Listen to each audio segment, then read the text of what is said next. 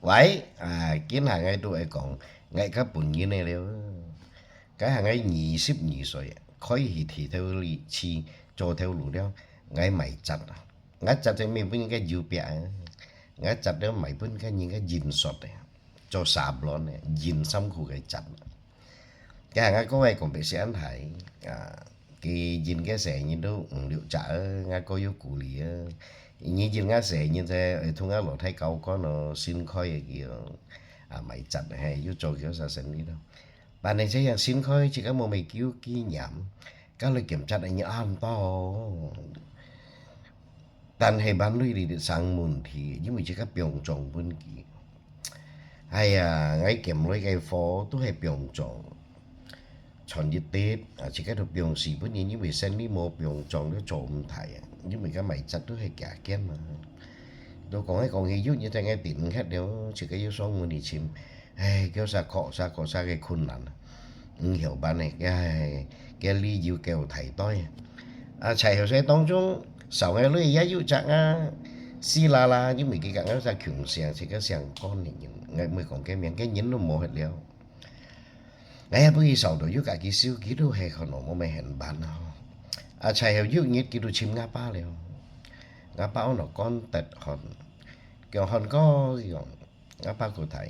kiểu nghe lộ đeo mày chấp với những sợ ăn tôi lui hình mà ngã ba được còn hay và kiểu cái mua ký nhà sao yêu cho yêu phí không lại cái đồ biểu sĩ bên kia mà sao đồ họ cái biểu sĩ bên kia cái nào đồ hệ portfolio á còn nó cái tiệm gì về phọ đó cái đồ còn là kiểu hòn có kiểu ngay sẽ yêu chạp hình nhiều đó anh khen siêu lui kiểu cái nhìn nha bốn nhìn lụt bu sen vậy bà bu xin dịp môn co thầy cái siêu lui đó dịch thì nó cái lui siêu đồ chiêu do ngã ba thằng đó giống như kiểu họ lấy kiểu như chỉ cả ngã này chăm xong đâu kiểu là cái muốn có ngã ba kiểu chim ngày kiểu đó kiểu có cái sau với như này kiểu lia bốn nè nó nhiều pi cái siêu lưới đó xin cô cái bị cái ai ăn ở kiểu như mô ban thì cái sẽ tật truy tật tả với mấy cái hạ sĩ thời đó cái pháp luật đó mới còn trong kiến hạ sẽ một chuyện để tả như thế cái hạ sĩ thời đó cảnh sát nó mua mày ly tỏ không có ọ nhiên tôi hay kiểm tổ lui ngay thằng kia nhóm còn ngon họ lá sau cho ship điểm chung như phải cái nhiệm còn lấy đâu ngay bị chỉ cái phòng kiểu hè thành có như ship điểm lấy hè nhiệm muốn có thể lụt bu sen dần lấy đầu kia tôi càng hay còn kiểu mà sao mà lấy kiểu như siêu xì hiểm mà ngon hay ngay còn bắt niên soạn pháp kiểu 30% siêu tuổi lấy ngày 30% bị phong ship theo ở bên kia 3 theo ngõ họ chi chỉ nó lý trong thị chỉ cái sáu ngày yêu lấy như siêu cái bụng mới dặn này còn cái con cái thị chỉ còn óc cho lấy ngày tí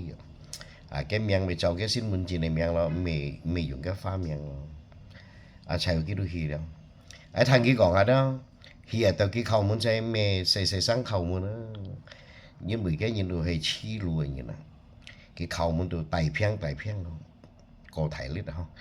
cái lỗ phố đồ hát đồ hà léo dù những cái khâu muốn khâu anh thấy sang cái lỗ phố chịu cho đi khơi mà hết con là đồ bữa nữa luật bu sen giờ nó kiểu như chim mày sao kỳ đồ lại cái tan còn kiểu lấy hay mày miếng hay bụng không ở kiểu hay kiểu này ngay chung cái nhìn gì còn ở kiểu như tận hạt đâu đẹp hơn bộ nhìn đâu tôi cũng ngậm cái lỗ bùa anh tại những cái hang kỳ đồ lọ ít chim cái lỗ cũng hiểu mới tiền mệnh đi mày sang gì mò lấy cái lỗ cũng đồ chịu cho lại con là đồ ấy cái hiểu biết kiểu như bị chịu lấy lý kiểu tôi mày bị nghĩ này kiểu lý trong tan nhá xài thì chỉ đó tôi hay lấy cái như siêu lấy mà kiểu kiểu như thế này kiểu lôi chỗ xăm của cái một việc kiểu tạm cho là kiểu chạy cái ẩm vấn điều hiện ngay tiệm hiểu ngay tiệm cái lọ tiểu xây miền bu bu kiểu lỗ lỗ bắt cầu đó kiểu ngay cây sau hạ vẫn như thì siêu lui còn tôi mày như vậy lấy ngay một cái chân siêu ngay còn như cái còn cái anh thèn siêu ở lui đôi dịch hiện tật to